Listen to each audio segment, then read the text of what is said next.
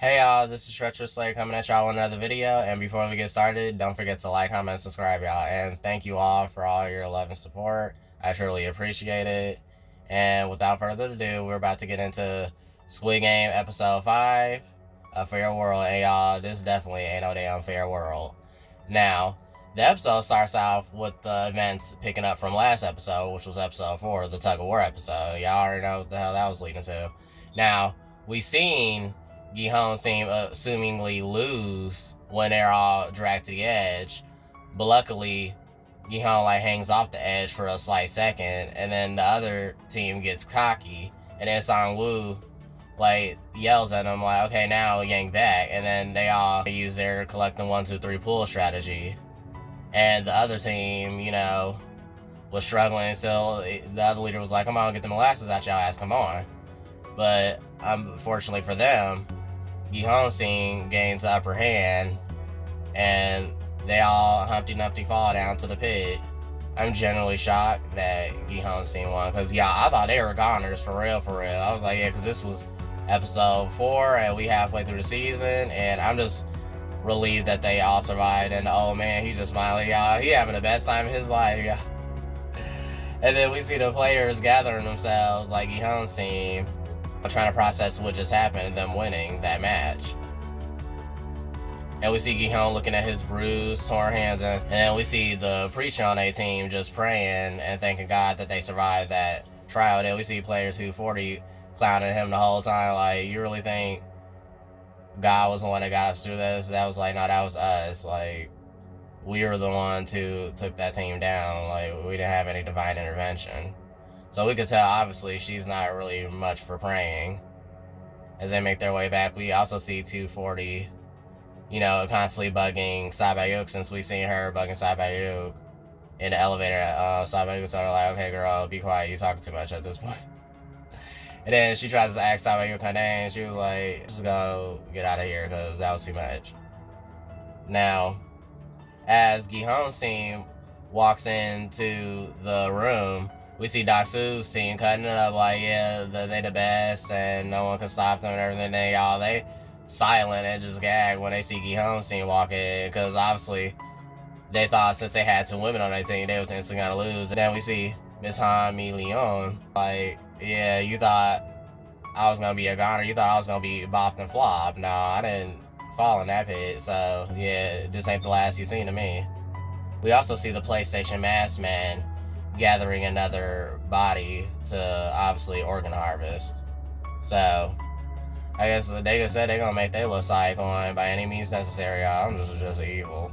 Then we jump back to the player room where Miss Han Mi Leon is cheering at the fact that they won and beat Dak-Soo's team, and she brags to Gi-Hong and saying yeah, we should link up and everything, and also trying to shoot her shot at Sang-woo and everything. She's just obviously trying to secure her team spot, since she's not very trustworthy, and all the other team members looking at her, especially Sabayuk, why should we trust you? You was as shicey as they come. You was just on Dak-Soo's team, so why you thinking you able to be all comfortable with us when you can't be trusted? And then Ali had to check her as well, yeah, you was the main one screaming, do something or we're gonna lose and everything. And she was just like, look, I was just fronting. But then she tries to clap back at him, calling him an idiot from a third world country and everything. I'm hey, girl, you could chill with your rude ass. That was uncalled for. Don't ever come from Ali ever in your life ever again for that. And then as Gi-Hong and Sang-woo reject her advances, she just storms off in frustration. But also, we then see Gi-Hong having a realization and deciding to build a barricade to avoid any other attacks like we seen in episode 4 from Dak-Soo's side. So they all agree to build a barricade to protect them while they're asleep, because they do not want to go through another hellish night like they endured before. Then we see Dak-Soo coming over, trying to taunt and intimidate Gi-Hong, and Gi-Hong just looking overrated and exhausted. Dak-Soo then says oh, you think all this can hold us back? We could break through this easily. He was like, look, it ain't about that. We all know you're the strongest player here. Like, it's common sense that you're the strongest player here.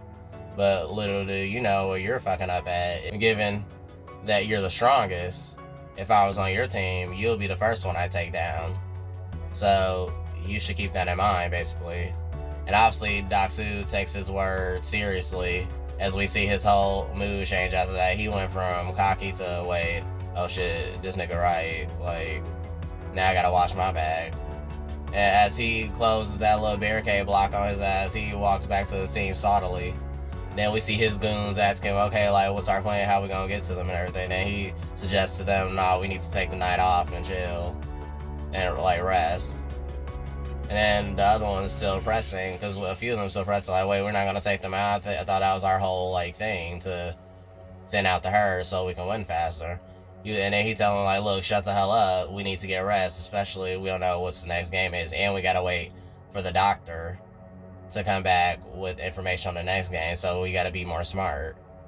So obviously he took Gi-hoon's words to heart, because I guess he said he ain't gonna be caught by surprise by nobody, given all the shiesty crimes he done committed up until this point. So we then speed past that. We then see player 111 dismembering the body that the PlayStation Masked Man collected for their next organ harvesting job. Then it's lights out for the players, and we see Ali and Sang-woo taking first watch as they further get to know each other. And we see Ali saved Sang-woo a corner on the cob, since we know Sang-woo's avoiding to eat anything ever since episode 3.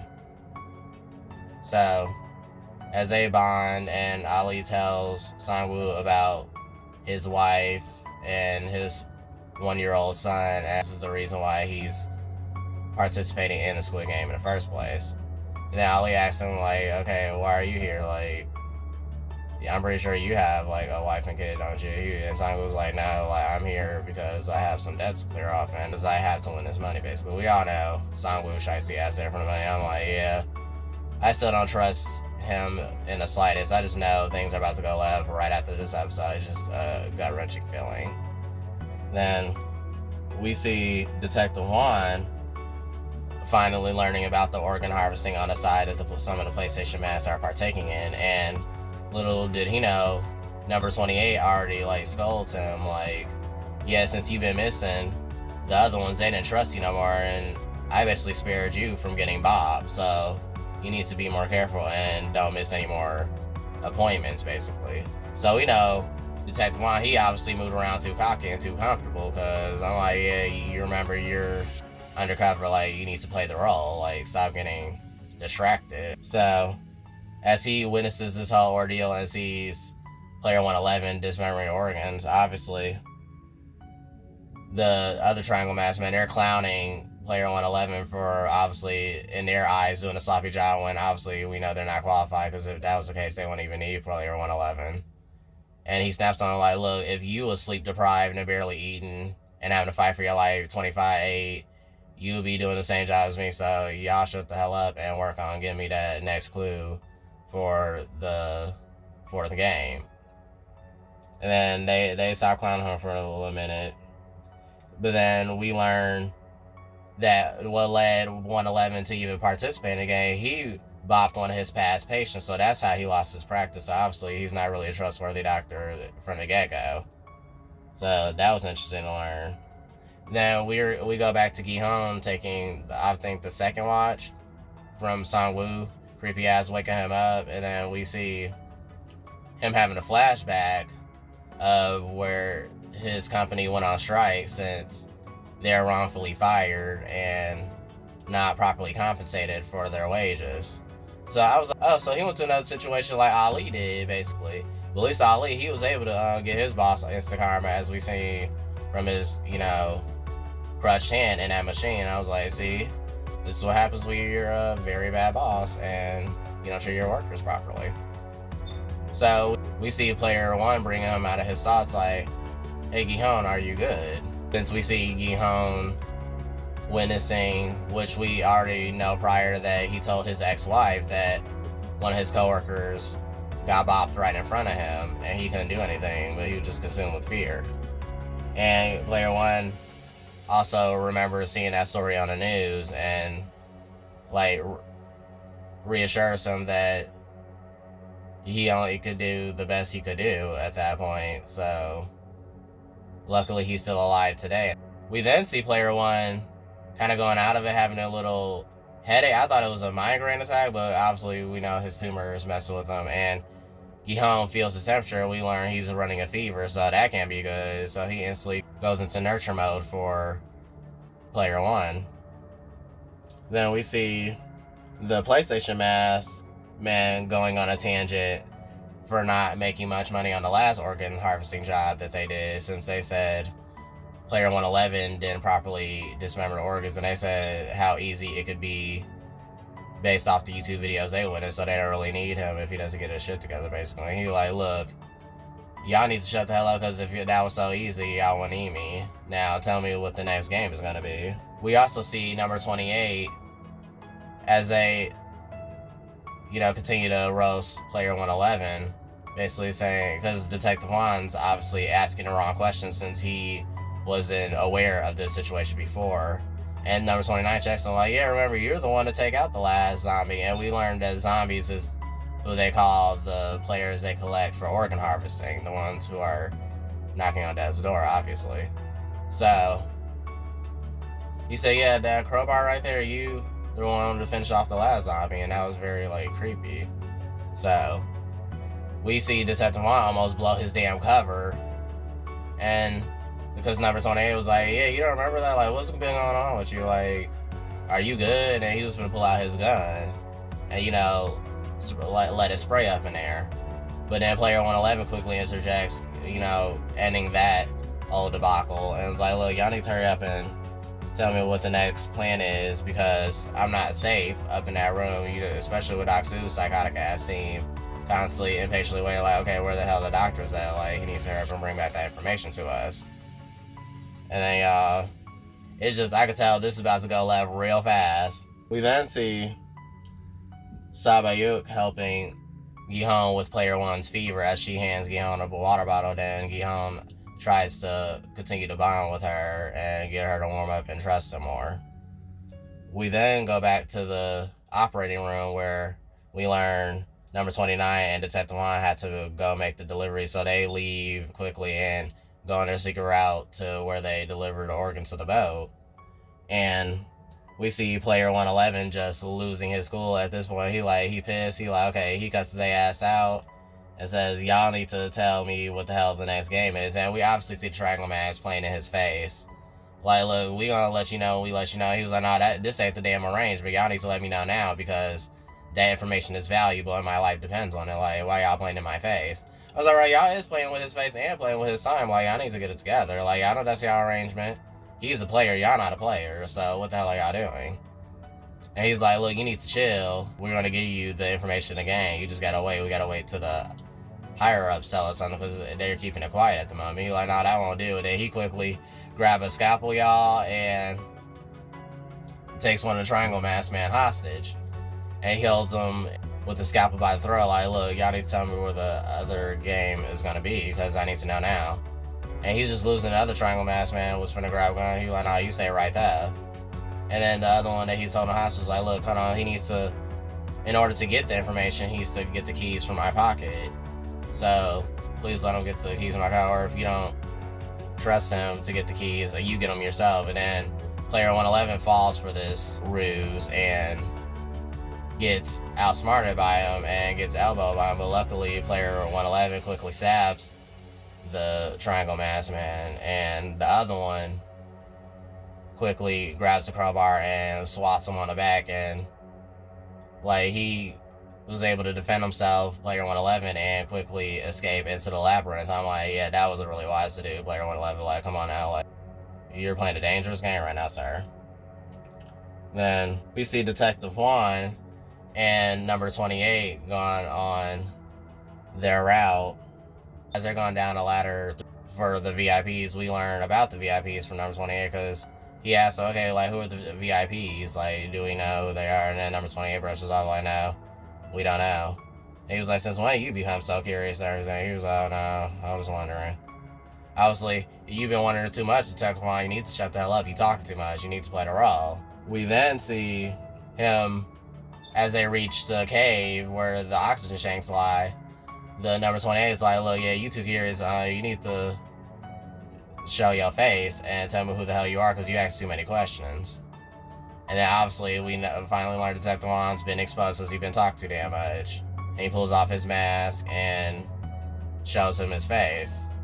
And then we jump to the Triangle Masked Man chasing player 111 into the room where they play Sugar Honeycomb. And he constantly tries to reason with player 111, who he tells to drop the weapon down. And we see the Triangle Mask shockingly removes their mask. I'm like, wow, they get really comfortable around here. So I guess establish some trust between player 111 so they could continue their operation and make money. We then see Detective Hwang getting an upper hand and quickly pulling out his gun on number 28 and tell him to take off your damn mask and you need to tell me what the hell going on around here. And about these zombies they all like to call these innocent people they are basically bopping. So he tells him all he needs to know.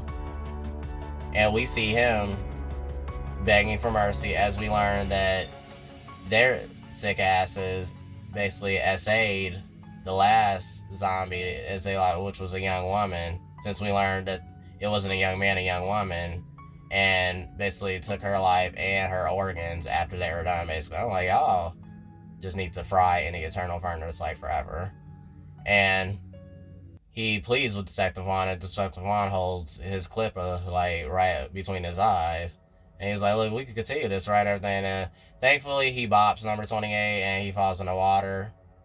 But unfortunately we learn that, you know, the front man's been investigating, so we should see how this turns out, y'all. I was like, wait, now Detective Hwang gotta be on the run.